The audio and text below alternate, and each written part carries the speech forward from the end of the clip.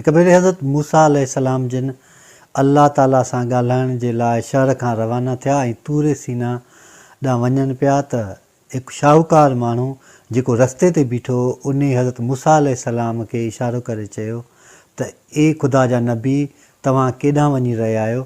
त हज़रत मूसा अलैहिस्सलाम जिन फरमायो त मां अल्लाह ताला सां ॻाल्हाइण वञी रहियो आहियां। त उन शाहूकार शख़्स हज़रत मूसा अलैहिस्सलाम खे चयो त ए ख़ुदा जा नबी अल्लाह ताला खे चयो त मूं वटि हर दुनिया जी नेमत आहे, हाणे अल्लाह ताला खे चयो त मूंखे एतिरी न ॾे, मूंखे संभाल जे कान थी।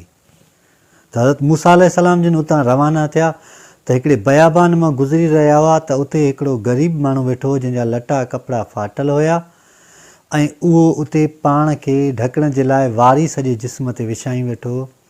त उन शख़्स बि साॻियो ई अर्ज़ु कयो, ए ख़ुदा जा नबी तव्हां काॾे वञी रहिया आहियो? त हज़रत मूसा अलैहिस्सलाम जिन फरमायो त मां अल्लाह ताला सां ॻाल्हाइण वञी रहियो आहियां।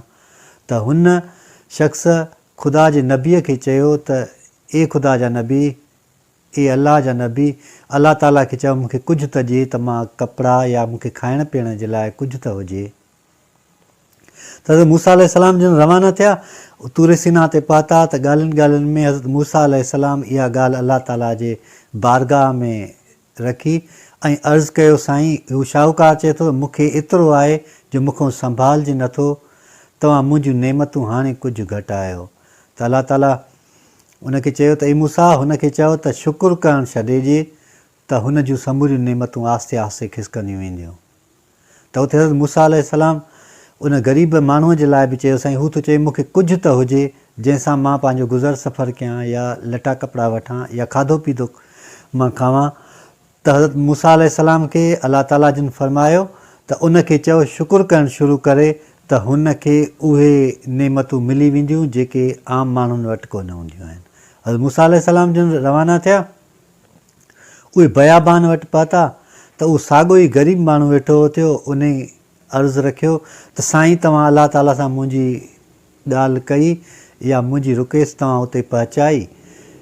त हज़रत मूसा अलैहिस्सलाम जिन फरमायो त अल्लाह ताला चयो आहे त तूं शुकुरु करणु शुरू कर त तोखे समूरियूं नेमतूं मिलंदियूं। त उन शख़्स वाइड़ो थी ऐं हैरत में चयो मूंखे कुझु हुजे त मां शुकुरु कयां न, शुकुरु छा ते कयां?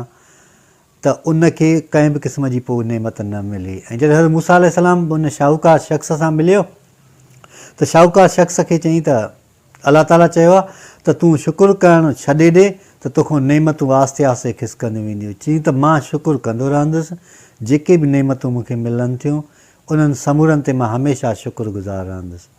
जेकॾहिं को शख़्स जेतिरो शुकुरु अदा कंदो आहे उनखे ओतिरी उहा नेमत डबल थींदी आहे।